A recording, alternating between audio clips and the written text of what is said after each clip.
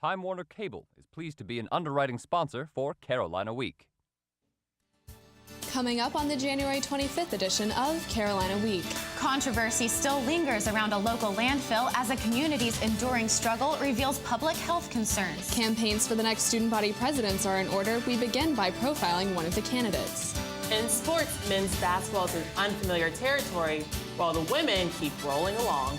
Weathercaster Dan McKemmy will tell us if we can expect the sun to stick around after last night's storms. All that and a look at how one local has the formula for science and fun. Carolina Week starts right now.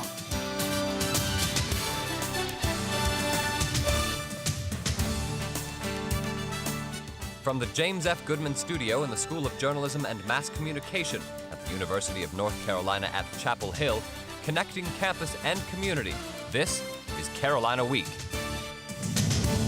Hello and welcome to Carolina Week. I'm Elizabeth Lamb. And I'm Andrea Blanford. When you throw it away, where does your garbage go? Residents of one local community know all too well, and they're fighting through the stench for environmental justice. Reverend Robert Campbell goes to choir practice at his church on Rogers Road. While just a few hundred feet away, workers add someone else's trash to the pile. Residents in his neighborhood have struggled for decades to shut down the nearby Orange County landfill, a fight against what Campbell calls environmental racism. Residents of Rogers Eubanks, a historically low-income community, have put up with the stench for years. What they're asking for now is a little respect. Their main concern? Health. What is in that landfill right now? They do not know. Solid Waste Manager Gail Wilson disagrees, saying his operation manages for hazardous waste, and water contamination should be the least of the community's worries, because the neighborhood lies uphill from the landfill. But the fact that fecal matter is in their drinking water, well, I don't deal in fecal matter. Right. I deal in garbage. So you can draw your own conclusions. Wilson adds that it will soon be a moot point. Some of these problems, I think, will disappear when the landfill closes. It's projected to close in 2013, but Campbell says there's more to that story. We call a closed landfill is being closed, capped, and nothing going in it. But that's not what they're going to do. So we are still asking them, tell the public the truth. Wilson says the adjacent construction demolition landfill will operate for nearly 20 more years, which means garbage trucks will continue generating traffic. He says air quality is also a major concern. A durable plastic cap will cover the municipal site, eliminating the smell, but will require air vents for the release of explosive methane gas. Methane gas is just an indicator of some of the particulars that is coming out of the landfill. With these concerns, Campbell wants to be clear. They're not blaming the landfill. They just want respect. Recognize that we are a community that has provided so much for Orange County. The social resistance drew national attention in November when Campbell met with top environmental officials in Washington, D.C. There, he shared the story of Rogers Road in hopes of spreading the message of environmental awareness. Let's produce things that are reusable. Reduce, reuse, recycle. So, how does Reverend Campbell feel about the future of his community? Upbeat and positive, because I believe that through collective partnership and sound reasoning and faith, things change.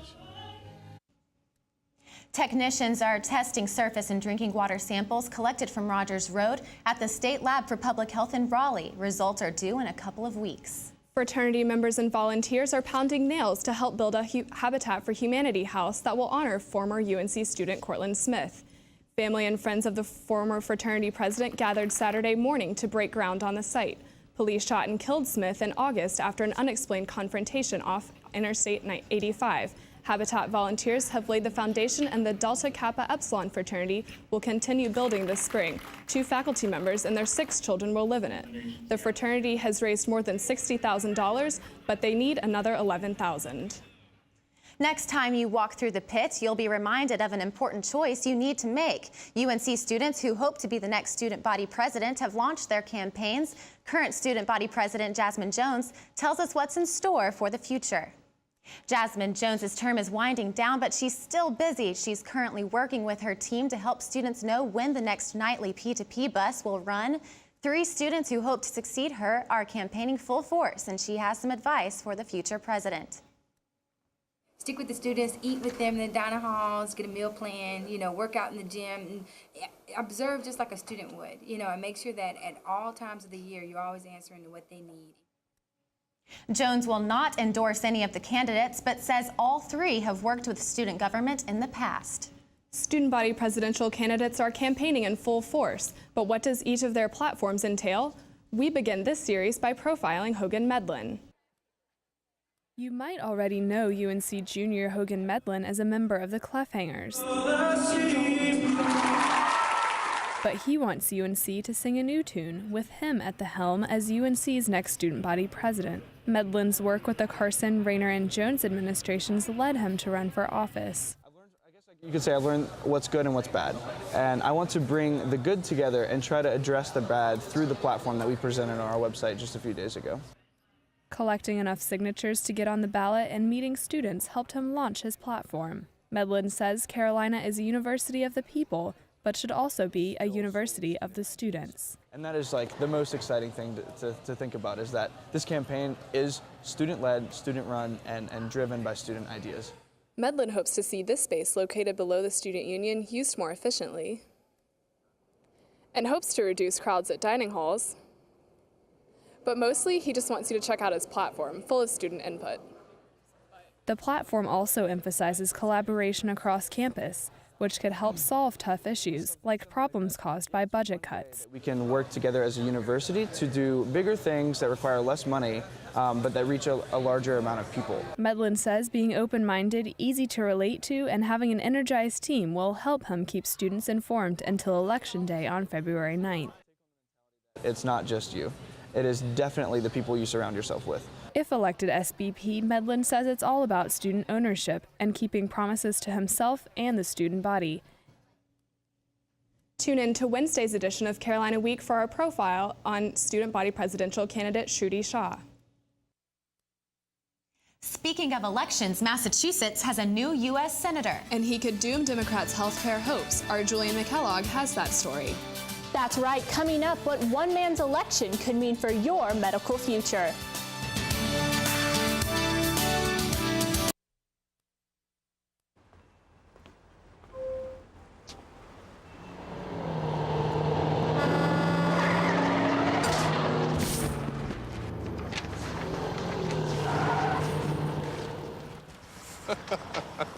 This can't be happening. This can't be happening. Of course it's not happening. Armored car. Listen, having money isn't about luck. Make your own coffee, save $1,000 a year. Feed me. Feed the pig.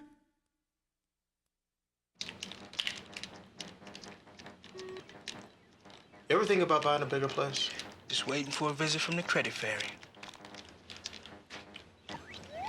There is no credit fairy. How else will I get a better credit score? Look, you keep your credit card balances low and only open a new card if you really need it. No fairy? There's no magic to improving your credit, but there's help, and it's free. Go to creditfairy.org. I present to you Algebra 2, Foreign Languages, and finally, Biology. Who among you will step up to their challenge? Me. Yeah, I'll do it. Me too. Sign me up. Take on the tough classes now. You need them to prepare for college. The new U.S. Senator from Massachusetts could tip the balance for America's healthcare debate. Julianne McKellogg is live in the studio. Julianne, what can we expect? Well, Andrea, the Republican Senator-elect Scott Brown will certainly change the dynamic of the Senate. With his election, Democrats no longer have a filibuster-proof package. The Senate has been debating the health care reform bill for months. One of the senators pushing hard for this reform is North Carolina Democratic Senator Kay Hagan. I think in North Carolina, people are hurting because they're concerned about jobs. They're concerned about being able to keep their health care.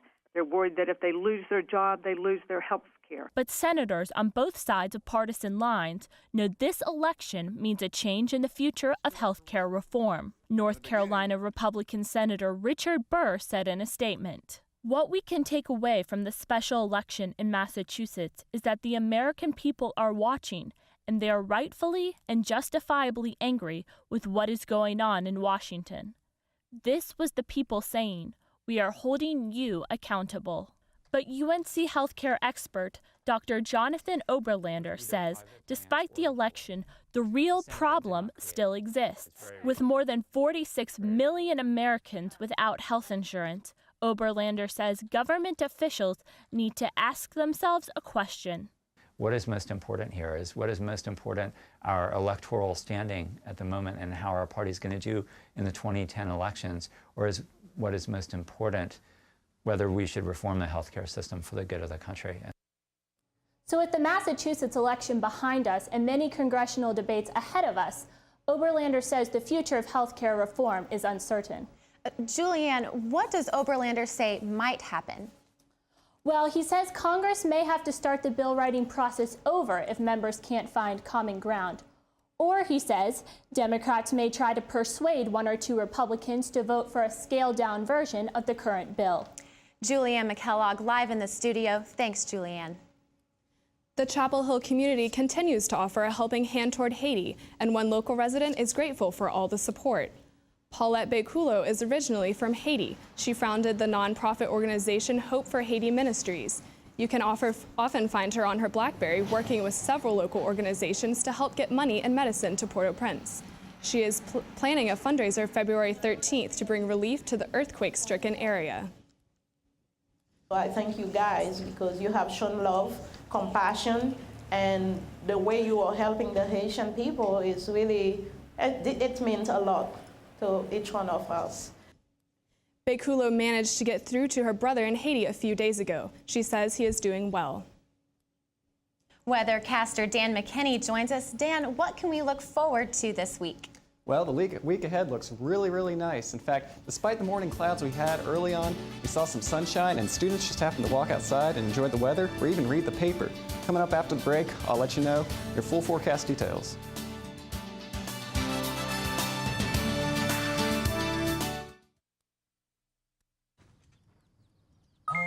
G-Morning, sunshine. Wakey, wakey. Text me back. Hey, did you tell your parents about us? Let's skip first period together. Did you get all my texts? Is practice over yet? Where are you at? Are you with your friends? That's L-A-A-A-A-M-M-E-E-E. Capital X, lowercase o, capital X, lowercase o. I love you. JK, I hate you. JK. Are you ignoring me? We're in a huge fight right now. Is this something I did? I can see your lights on. I'm coming over. What'd you dream about? Me? I'm lonely. Holla back. Holla back. Let's try something new. Nude pics. Send me some. Text me.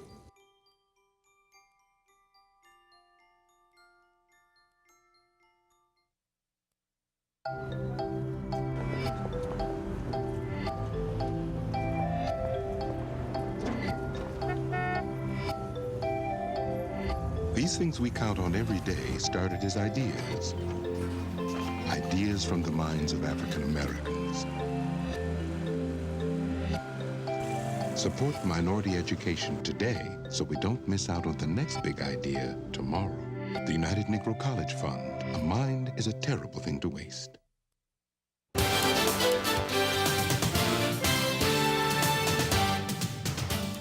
Welcome back to Carolina Week. I'm weathercaster Dan McKinney with your weather plans for the week ahead. Well, after a weekend of wet weather, we're going to slowly clear out and see the sunshine return across the area. In fact, we're going to see the sunshine for the next several days and continue to dry out. But then as we get towards next weekend, we could see another system come through, and this could bring some rain and even possibly some snow. That's right, snow here in Chapel Hill. I'll have more on that in just a minute. In the meantime, if we take a look at the satellite, we'll see that across the area, it's generally clear in Chapel Hill. And again, if we take a look at that satellite, we'll see that the skies across Chapel Hill are clear. We do have a front that's just off the coast, and it's going to continue to move eastward. There we go. There's the satellite. And as it moves eastward, we'll see the clouds begin to clear out across the area. And you'll notice that off to the west, we do have some clearing. And then there's some clouds off towards the mountains, and those clouds are actually snow showers up there. And if we take a look at the surface map, you'll see that there's a cold front just draped across the center of the country there, and it's going to move across the Carolinas throughout the day. Now, tomorrow, surface map shows the pink and the white. Those are snow showers in the mountains. Now, tomorrow, we're not going to see any snow showers here. It'll be very dry and nice. But if you're heading up to the high country, they could expect 1, 2, possibly even 3 inches of snow. Our main weather maker is actually going to be out to the Midwest, and it's this area of high pressure. What that's going to do is it's going to slowly move this way towards us, and as it does so, it's going to bring some cooler air from the north down to our region. Now, we're not expecting an Arctic outbreak or any sort of cold air outbreak, but we are going to see temperatures cooler than normal, around 50 degrees for highs in the afternoon, with lows generally in the 20s. So if you're going to be going anywhere Tuesday night for the game, UNC is taking on the Wolfpack. Go Wolfpack. And the tip-off is going to be about 37 degrees with fairly clear skies. Around halftime, we're going to talk about temperatures right around 35 degrees. And by the time the game ends, it's going to be about 34 degrees with mostly clear skies. So if you're going to the game, you want to have that jacket with you as it's going to be very chilly outside. Now tonight, if you're going to be heading out across the area, we're expecting pretty chilly conditions as well. Temperatures in the Triad and the Triangle generally in the mid-30s. We're talking about mid to upper 30s across Fayetteville and Greenville. Mostly clear skies and cool. You'll notice that the wind is west around 10 miles an hour. So although the thermometer may say it's 35 out there, it's going to probably feel more like 25. So just be aware that it will be a bit windy out there tonight. And then as we go towards tomorrow, we'll see temperatures rebound very nicely. Talk about 49 in the Triad, 51 in the Triangle, lower 50s towards the Sandhills and the coast, with very nice conditions and mostly sunny skies, and a nice west wind around 5 to 10 miles an hour. If we take a look at that 5-day forecast, you'll see that Tuesday looks very sunny and nice, Wednesday as well, and even Thursday looks nice. Temperatures generally in the 50s throughout the remainder of the week. But then as we go into Friday, things get very, very interesting. We could talk about some snow showers. I left the forecast just as rain, but some of the models are showing some snow moving into Chapel Hill Friday and into Saturday, and some of them are showing several inches of accumulation, but it's still several days out, so it's just something we'll have to keep an eye on. Thanks, Dan. It looks like we have a lot to look forward to this weekend. Yeah, it does. As the Eve Carson murder trials approach, 2 UNC juniors are continuing the former student body president's devotion to service. Meet the 2010-2011 Eve Carson Memorial Scholars. A selection committee chose juniors Caroline Fish and Chase Jones based on their commitment to academics and public service. Fish devotes much of her time to victims of rape and sexual abuse here and abroad. Jones is a brain cancer survivor. He works with kids at the North Carolina Children's Hospital.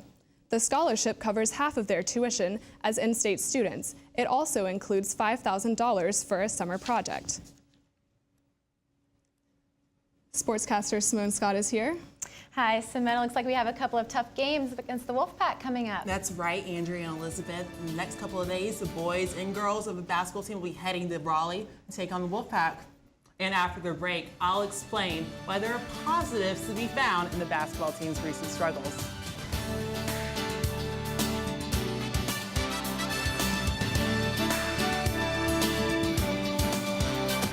Hey guys, this is my teenage friend Fred. Rad! Hey pal, you want to pay attention to the road? Relax, man, I got it. Look, my man, if your bad driving gets me killed, you better hope you die too, or I will haunt you silly. And I'm not just gonna float over your bed like, woo! I'm gonna be making a more annoying noise, like, ah! And instead of wearing those long white robes, I think I'll wear something more form-fitting and upsetting. The other ghosts will look and be like, wow, we've never seen that before. A bright future starts with a healthy lifestyle. Good nutrition and physical activity are fuel for your child's mind and body. Attaboy, Pinot. And the food pyramid will help you find the right balance. Just remember, every color, every day. Nothing can stop me now. Eat right. Here's an apple. Be active. Come on, I'll race you home. Make it balanced. This calls for a celebration. A healthy lifestyle can lead to great things for your child. Visit mypyramid.gov to learn more. Everyone has friends. There's online friends, friends to go out with on a Saturday night, Friends to hang out with and do nothing. Friends who show up on moving day. And then there are the friends who'll be there if someone is dealing with a mental illness. Are you one of those friends?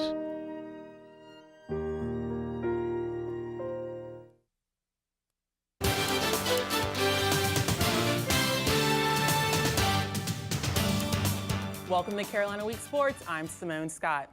In the Roy Williams era, the men's basketball team has rarely not been ranked in the top 10. As of today, for the first time since Tyler Hansborough's freshman year, they're not ranked in the top 25. But keep waiting. If Ed Davis gets strong enough to bang down low, he can be the best in the ACC. If Dexter Strickland learns how to play point guard, his speed allows comparisons to Ty Lawson. If John Henson adapts to college level, his athleticism is limitless. If Will Graves becomes a consistent go-to option, the team has a shooter to rely on in the clutch. If Leslie McDonald can keep channeling Danny Green's dance moves, maybe he can channel his playing ability as well. Marcus Ginyard and Deion Thompson have disappointed a little this far as seniors, but who's to say that this younger group can't win a national title in 2 years? And what fan wouldn't cherish watching this group grow up in the way? Two of those players whose development we can look forward to look eerily similar to each other. Our Nick King sat down with the Ware twins, David and Travis. Did you guys think about going to school separately, or was it always going to be together? No, we were always going to go to the same school. We were never thinking about separating or going to different schools. Yeah, I think and especially coming all the way to, school in North Carolina, it kind of helps because it is so far away from home that, it's nice to, be here with my brother. Now, how often are you guys playing tricks, either on teachers or coaches around here? Not so much. We really haven't messed with anyone since being here, I think in high school we did it more often, but I think we've just grown out of it. Yeah, I think since we're freshmen right now, we're just, trying to get used to everything. So I think once we get more comfortable, we'll start, messing with people and playing more tricks, or, maybe on Coach Williams or something like that. So we'll see. If you guys are playing one-on-one, who wins? Oh, I don't even remember the last time we played one-on-one. Because usually, we played a lot when we were younger, but it always ended up in a fight, so then we just stopped playing. Here, last question. What's the best part about being a twin? Probably just, having someone there that's identical to you, whether it's doing schoolwork and something like that, helping each other, in the classroom, or, on the basketball court, we go to the gym and we, work out together. We're always, wherever we go, we're always together. So I think that helps a lot. It, pushes us to, be better and, work harder. Anything to add, Travis? I have to say the same thing. He pretty much summed up everything right there. The Ware twins look to get the ship righted tomorrow night at NC State. Tip-off is at 9 p.m. The women's basketball team is winning and has racked up a perfect record in the newly renovated Carmichael Auditorium. Friday night, Clemson posed a tough matchup for the Tar Heels for most of the game. Early in the first half, Satara DeGraffenreid gets the rebound and delivers. Down the stretch, Tierra from Pratt to Italy Lucas for the score. In the second half, DeGraffenreid and Lucas ran the Tigers' stripes off. The Heels would eventually win 79-61. Lucas and DeGraffenreid will continue this show leadership tonight as the women's team travels to Raleigh to take on the NC State Wolfpack. The men's tennis team is off to a smashing start. The Heels open the regular season Sunday against Presbyterian College. Senior Clayton Otto and junior Stephen Hardy sliced through number 2 and number 1 doubles with no problem. UNC surged ahead to an early lead in doubles that lived up to the UNC's national 28 ranking. Senior Andrew Crone dominated at number 5 singles to beat James Zayer 6-1, 6-1. The Heels finished strong with a complete sweep of the Blue Hose. Donato is optimistic about the team so far. I think this is probably the best team we've had since I've been in school here. And it's a pretty bold statement considering our team a couple years ago, we finished top 10 in the country. Donato and the rest of the confident men's tennis team will be back in action this weekend in Hotlanta. The men's and women's swim team both stand near the top of the ACC early in conference play. Saturday, the men's jumped out to an early 15-2 lead against UVA, finishing first and second in the 200-yard medley relay race. Here's Tyler Harris, who gets first place in the season best time in the 200-yard medley. Despite Tommy Wire dominating the 100-yard butterfly and backstroke, the Heels could not hang on for a victory. On the women's side, check out the second lane from the bottom as Katura Harvey gets the Heels started off with a win in the 200-meter freestyle. Unfortunately, Virginia quickly turned the tide, winning the majority of the next few races. Even with Laura Moriarty taking first place in the 200-meter breaststroke, the Heels couldn't come back as the Cavaliers swim away with the victory. Now, Elizabeth and Andrea, both men's and women's swim teams came back and beat Duke yesterday. So That's great. Thanks, Simone. Well, Andrea, I guess science wasn't really one of my strong points. I guess that's why I'm a journalist. Same here. Science was never my favorite either. But coming up, we'll show you how one person working to change that for our children has it down to a science.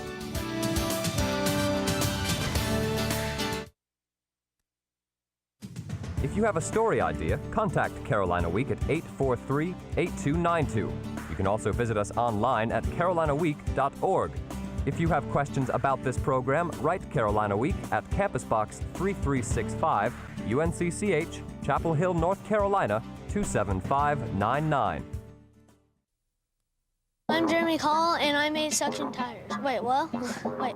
I used a rivet gun to connect the suction cups, and then I just connected it to the tire. I got the idea from an octopus because of the suction cups, and I don't know. Anything's possible. Keep thinking. Get started on your invention at inventnow.org. Hey. Ready to go? Yeah, but the fire's not out. Close enough. Close enough? If it's too hot to touch, it's too hot to leave. I mean, the next thing you know, you've torched our whole neighborhood. Which is why we're not going anywhere? Exactly. 9 out of 10 wildfires are caused by humans. Only you can prevent wildfires.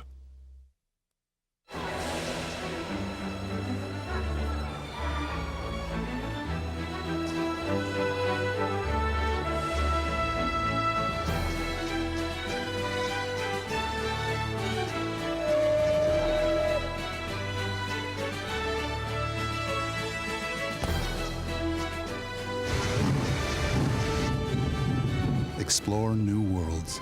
Read. Visit literacy.gov and let the journey begin. Hey. You have to be a pretty determined person to start your own business. Especially if you're still in high school. Bethany Tuggle introduces us to a young man who did, all because of science. Connor Bernstein loves science. This 15-year-old started his own science kit business when he was just 9. I started Connor's Kits for Kids when I was in the 4th grade because I was frustrated with all the science kits that I bought. Now, 6 years later, he sold about 650 kits, and Connor's business is growing. Up to this point, Connor has done everything himself, from coming up with the ideas for the kits to ordering the supplies, packaging the product, and managing the website he created to sell the kits. I think the UPS driver must think we're crazy because we get all of these boxes of tubes and stuff like all the time, and he has to lug them all in our house. Connor has even taken his kits to the classroom, showing kids how easy and fun science can really be. Connor's mom, Jan Owens, thinks Connor's approach is what makes these kits so marketable. He doesn't care and doesn't think that the kids or their parents should really care if there is success by the book. I guess you could say it's not an exact science. Connor's kits allow you to put your own spin on things, come with short, simple instructions, and provide almost instant gratification. It's legit already. These kits are so easy that within minutes, kids of all ages can take this and turn it into this. And a handful of slime can put a smile on just about any face, which is one of Connor's main goals. I want to show kids that they don't have to be genius to have fun with science, that science is fun. I did have fun with that slime I made. Just be careful the next time you sit down. In Chapel Hill, I'm Bethany Tuggle, Carolina Week. That does it for this edition of Carolina Week. Thanks for watching. Good night.